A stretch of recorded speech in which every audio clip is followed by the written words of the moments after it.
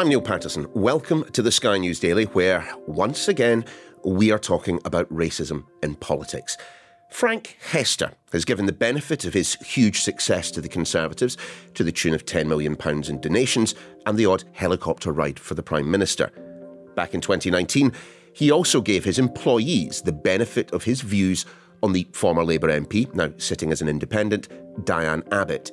He suggested that her very presence made him feel like he wanted to hate all black women and I'm quoting here, that she should be shot.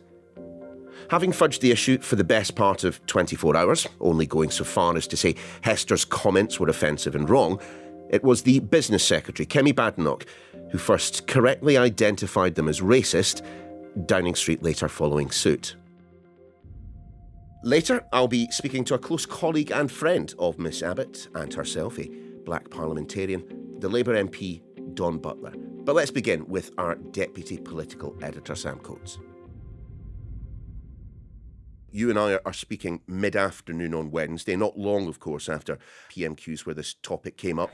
Why is the Prime Minister of the United Kingdom putting money before morals? Prime Minister. Mr. Speaker, as I said, the comments were wrong. The gentleman in question has apologised for them, and that remorse should be accepted. Stephen Flynn. This is complete rubbish. The gentleman in question apologised for being rude. He wasn't rude, he was racist, he was odious, and he was downright bloody dangerous. Now, on Monday, the Number 10 said, we've seen an unacceptable rise in extremist activity which is seeking to divide our society and hijack our democratic institutions. Isn't extremism that we should all be worried about? The views of those Tory donors that we've read about this week. So there may well be developments through the course of the afternoon. But right now, as of this point, has Rishi Sunak put this story to bed? No, Neil. What the Prime Minister did is it's the first time we've seen him since Friday. That's a very long time when he's meant to be out campaigning at the start of the week for us to not hear from the Prime Minister. In that period, we had the row over Frank Hester's comments. We had the defection of Lee Anderson. You've got a lot of jitters in the Conservative Party, not least because the budget doesn't seem to have landed particularly well. So this Prime Minister's questions actually mattered. And it mattered because Rishi Sunak needed to show MPs, more than anything else, that he's got this. He's got this job of being Prime Minister. He's got it in hand and he knows what he's doing and he can lead. And at the heart of the Prime Minister's tactic was two things.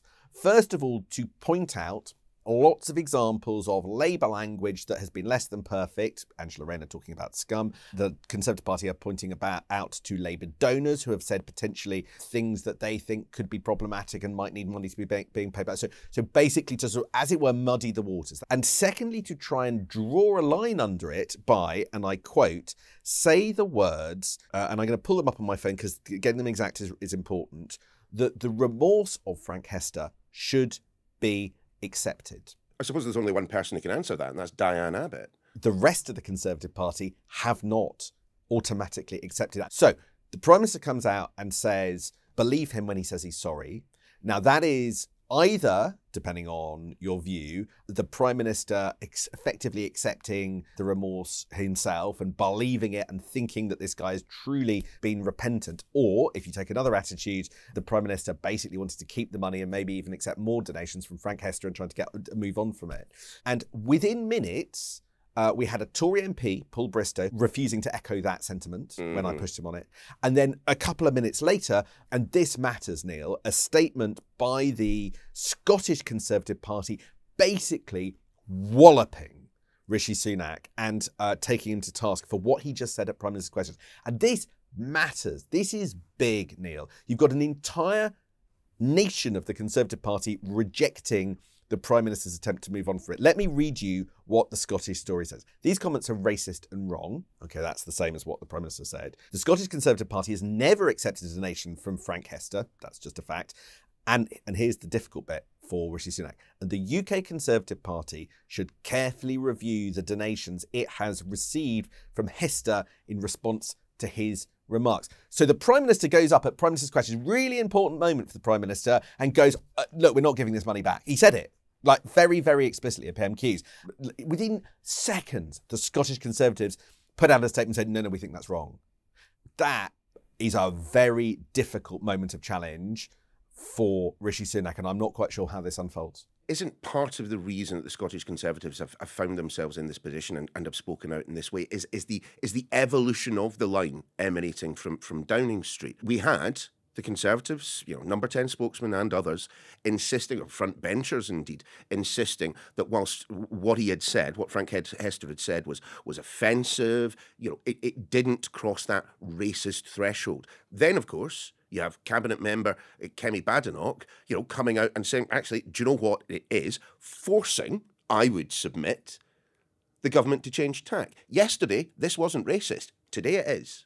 I think that in part what you're seeing is a distracted number 10 that's losing confidence. So these things are easier to deal with when you're 26 points ahead than 26 points behind, because when you're 26 points behind, you're having to run faster to keep up with all the different viewpoints, and people feel much more able to take a pop at you.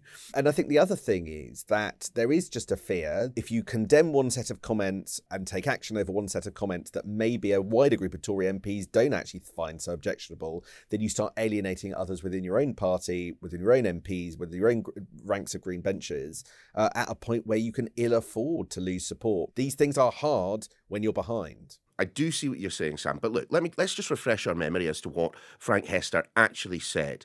He was speaking, of course, about Diane Abbott, but also an executive from another company said this: it's like trying not to be racist, but you see Diane Abbott on the TV and you're just like, I hate, you just want to hate all black women because she's there, and I don't hate all black women at all, but I think she should be shot.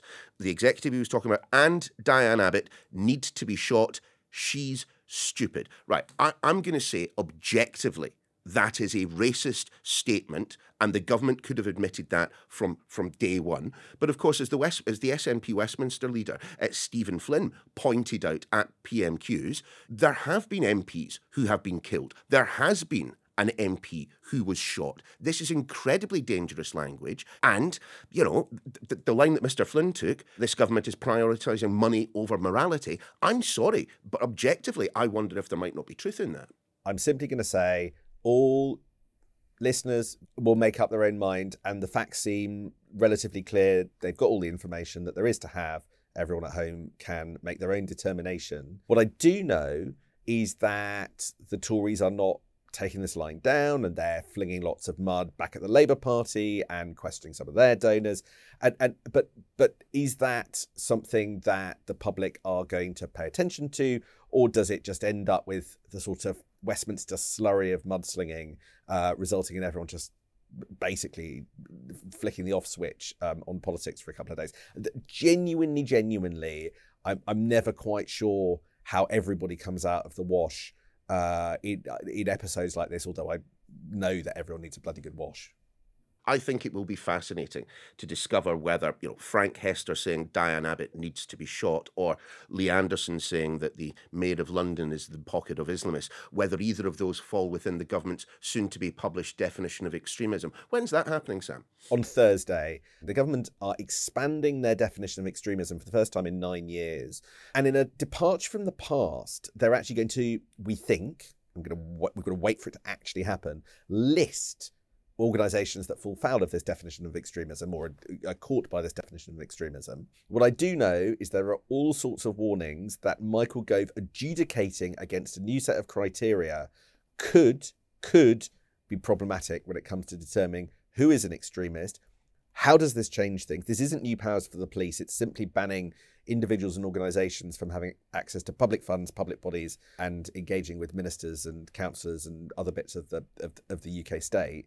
It's a very complicated thing for seemingly not much advantage other than political, because there are all sorts of people warning, don't use this to try and this new definition of extremism to try and simply deliberately embarrass the Labour Party by pointing out links towards people you have determined are extremists and your political opponents. Clearly, migration, immigration in general, will be something that will be discussed come the time of general election. The Venn diagram of kind of, racist accusations and views on immigration feels like these issues, which are active, in Westminster at the moment, perhaps not as active in the body politic, will be weaponised, will be used come the time that we're running into the polls. This feels part of our culture, and with figures looking to weaponise community against community rather than have a battle of simply more anodyne ideas, it feels like this is the direction that we're going in. Certainly does. Sam, for now, thanks very much. There is danger ahead for all parties. There's an increasingly febrile tone to British politics, and which of us would argue against the fact that issues of sensitivity, like race and racism, are being weaponised in this fashion? Certainly not our next guest, the Labour MP for Brent Central and friend of Ms Abbott, Dawn Butler. I wonder if we can just start with a quite straightforward question. Do you agree with me that we didn't need Kemi Badenoch to say that Hester's comments were racist, that they were obviously racist from the get-go? I suppose the question has to be, why did it have to take Kemi and then Kwasi, their two most senior black politicians, to also say that it was a racist comment for the Prime Minister to then agree? Or was it other people as well? I mean, it took him over 24 hours, a whole day, before he can identify something that was clearly racist. And it's a real worry, because this is the Prime Minister of our country. This is the Prime Minister that took a lectern out at the front of Number 10 to talk about, racism and extremism, and yet still he's allowing it. And I think it's a real deep worry and concern. What do you make then of the current Conservative position, which appears to be Frank Hester said something that was, well, they said originally was offensive, now say was racist. He has apologised, that an apology should be taken at face value, and that simply saying racist things doesn't necessarily mean that you are a racist. There's a couple of things to unpack here. Now, first of all, he hasn't apologised. He apologised when he said that he was being rude against Diane Abbott. That's completely different. I mean, it was rude, in addition to being racist.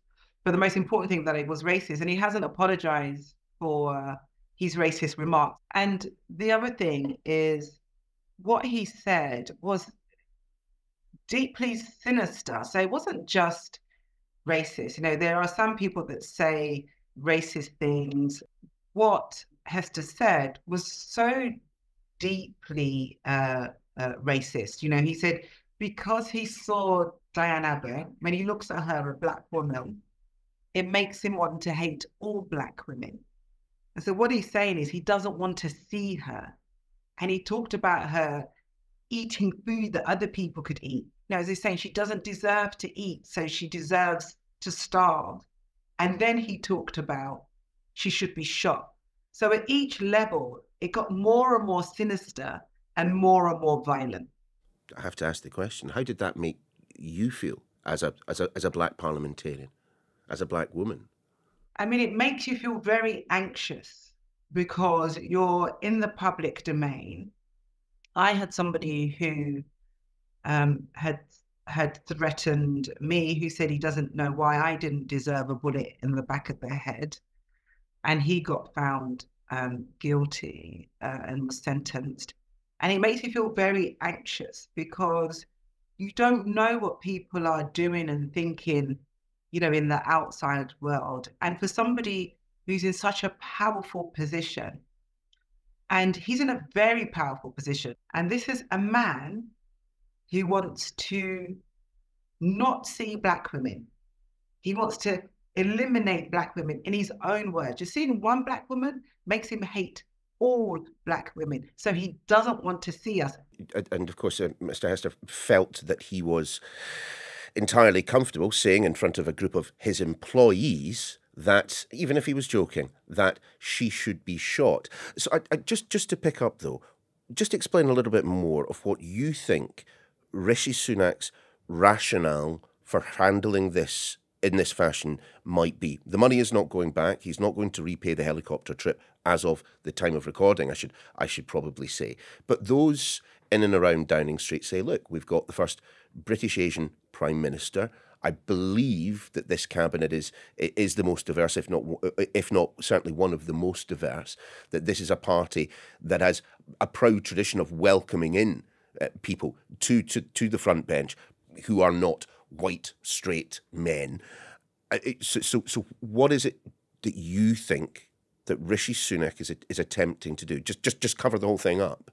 Yeah, and it clearly shows what has been the problem. So when we're talking about, representation and the fact that just because he is there as the first Hindu prime minister, which we all welcomed, it doesn't mean that he is going to do what's best for people of color in the country. The fact that, and this is the thing, he couldn't identify that what was said was racist.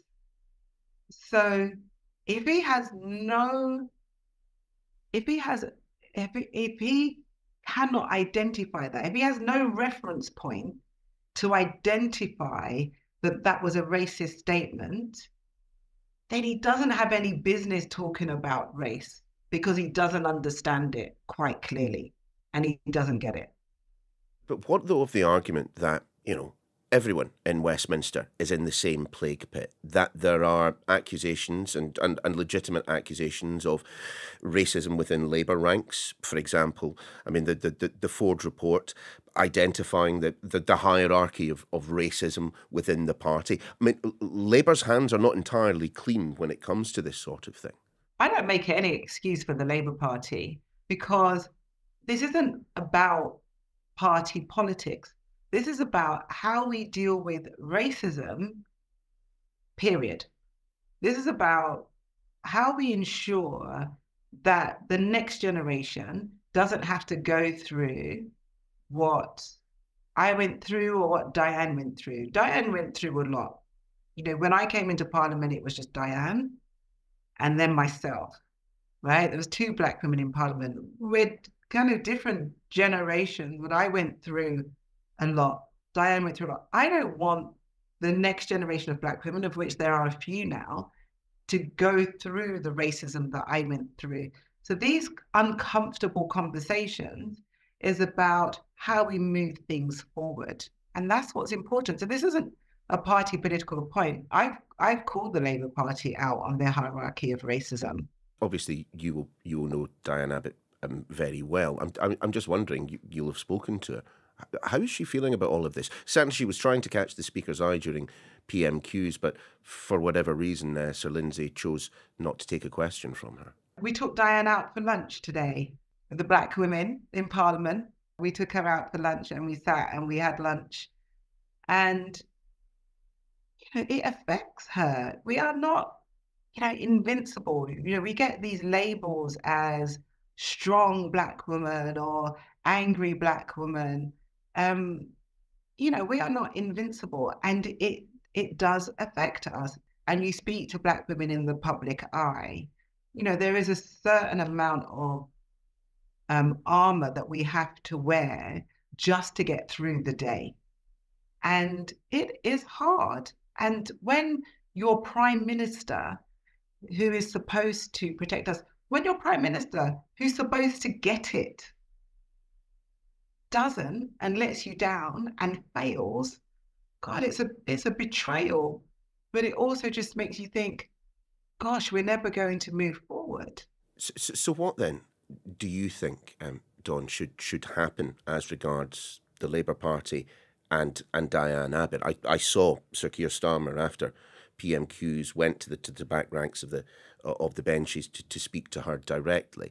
But I suppose the issue with her being reinstated, with having the Labour whip reinstated, is that she herself was suspended for comments that were taken by others to be racist. Yes, and Diane apologised for the letter that she put out.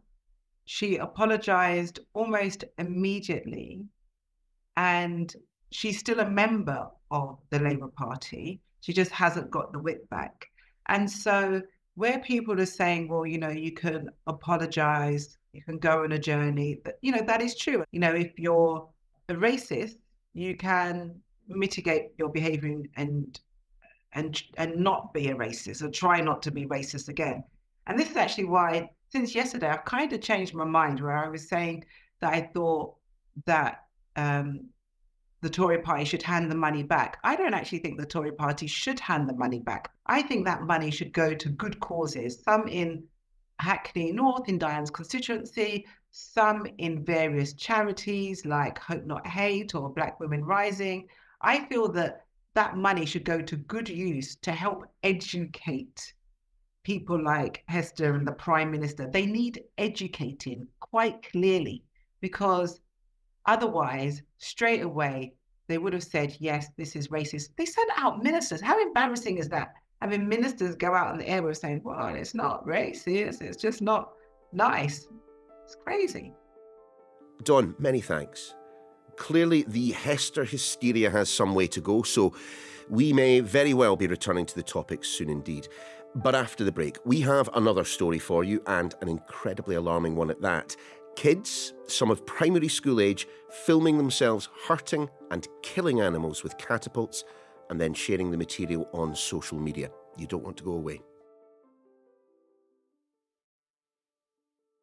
Welcome back. If, like me, you're the parent of a young child, then I'm sure, like me, social media fills you with a cold dread. It's a not entirely unregulated space, of course, but certainly one where Daddy wouldn't have quite the level of oversight that he would like. Thankfully, me and the wee man are still a couple of years away from having to navigate this increasingly tricky part of growing up. Fingers crossed anyway. But for those of you already there, well, you might just want to pay attention for the next few minutes. Why? Well, a Sky News investigation has discovered that hundreds of people, some primary-age children, are filming themselves attacking and even killing animals with catapults, and then sharing the footage on WhatsApp groups. Just a warning, we will be discussing the detail of some pretty horrific acts that some of you may find distressing. Sky correspondent Amelia Harper is the reporter behind the story, and she makes her debut on the Daily now. Amelia, great to have you on. Just tell us what you have found. I mean, the detail of this story is incredibly alarming. So this was the result of a long-running investigation, and essentially what it's found is that children are using catapults, so these are these handheld slingshots essentially, to kill and in some cases abuse animals. This is being done across a range of WhatsApp group, and these children are sharing this imagery, this videos, and this is a UK-wide network on the app. There are 11 groups, nearly 500 members. Wow. Not all of them are children, but the vast majority of the evidence that I have looked at that has made up this report has been children causing these injuries to animals. It's awful. In a WhatsApp group, you have the ability to share images, you have the ability to share audio and video. What have you been seeing and hearing? Well, brace yourself, because it's not that nice. Some of the videos include, for example, there's a deer that was targeted by deer? Yeah. This is a huge, it's a big animal. And there's a video of this deer, and it is lying on the floor. It is blatantly writhing on the floor in pain. This child is filming it suffering, lying on the floor. This person holds this catapult in front of the camera, which is quite a regular feature of how this material is made. This deer is then kicked across the legs. It's then writhing in pain more on the floor. There's another video which really got me the other day, and there was a pigeon which was lying in a pool of blood on the floor. This young individual jumps down towards it, celebrates its death. It's still just about alive on the floor, and it is then pushed into the ground with this person's foot, and its eyes extruding out of its eye socket. It's just awful. People that are sharing this material are delighting in the sharing of it. This is being done deliberately. This is being done for fun. There is no legal way in which this is okay. This is animal abuse. The RSPCA has looked at it and said this is animal cruelty. This animal is suffering, and it's for fun. There is celebration in these. There was one photo which I sort of came across quite early on where a person had posted a photo of a quite a literal pile of pheasants saying killed 45 in one night. You know, the scale is truly enormous. The thing that strikes me is that there will be people listening to this who perhaps have an image in their head of what a catapult is, and it's it's a toy that you see in the back pocket of Dennis the Menace in the pages of the Beano. It is not that. If you're able to kill a deer, if you're able to kill a fox, Canada goose, these are significantly sized animals. This is a dangerous weapon. Absolutely. And if you didn't care about animals, you probably care about small children. Yeah. You know, if a small child shoots another small child, that's where this could go. That is how dangerous this is. You know, these animals are suffering awful, awful deaths. The videos and the pictures inside these groups are showing animals dying slowly, really suffering. And I've had to look at over 350 pieces of material showing this. And that's just from when I became aware that this was a thing. What is the evidence that this is a growing issue and not simply kids with catapults doing what they always have done, but now sharing the footage of it? The evidence that I have seen has shown a real sudden rise, over the last perhaps 6 months of children killing animals and injuring animals with catapults. And I think what is interesting is that this is not being done for any legal reason. And for example, the Swan Sanctuary that we went to visit, they had 20 catapults, 20 birds in their care, all with catapult injuries. And going to see and looking at the dates on the x-rays, these are all in the last year. They've had to remove, in one case, one swan had 3 ball bearings in its head and neck. And these are, the point here is that these are kill shots. These are targeted kill shots. And I think this is a very worrying trend. Again, there will be people listening to this who think of, the anecdotal evidence that exists for people at a young age harming animals in this fashion, going on to commit, more serious offences later on in life. I mean, again, we cannot speak to a link there, but I mean, I don't think that's an unfair concern. I think it's a worry. We must stress that no children that we have come across in this have, proven to have any links with any other crime. But it is a real concern that, people who abuse animals in this way or any other way are, apparently, according to research, more likely to go on to commit crime. So it's a real worry. Let's finish when I started with social media. In fact, specifically with WhatsApp. I mean, I was going to say, what are they saying? Well, I know what they're saying. They're not saying very much. I've read the response that we've had from WhatsApp. And this is just my view here, but I think it's pathetic. What have they been saying? We obviously put the evidence to them and explained what was going on. And they said, we respond to law enforcement requests based on applicable law and policy. I think the point that they were making is that this is an encrypted service and therefore the user has, complete privacy. But what is being proliferated on their platform is animal suffering, animal killing and animal abuse. Well, let's see if anything comes of this story. Amelia, thanks very much. Thank you. And that is your lot for today. We'll see you next time.